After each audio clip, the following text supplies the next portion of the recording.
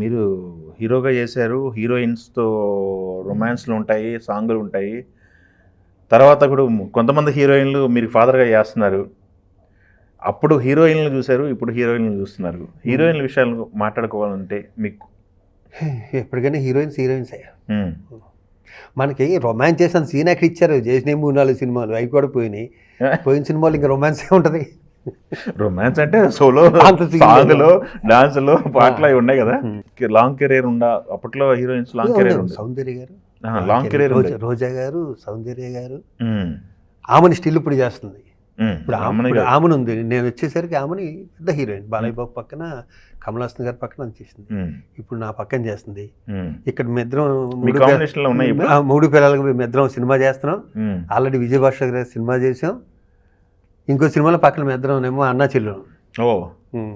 ఓహో!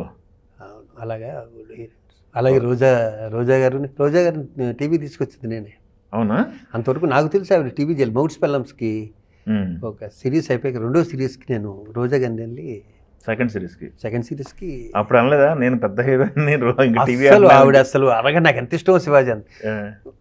రోజా గారిది నాది కూడా మంచి రిలేషన్. హ్మ్. ఆవిడది నాది. ఓకే. అవును. ఓకే. మంచి నాకు చాలా ఇష్టం. నాకు కూడా నేనంటే ఆవిడకి చాలా ఇష్టం.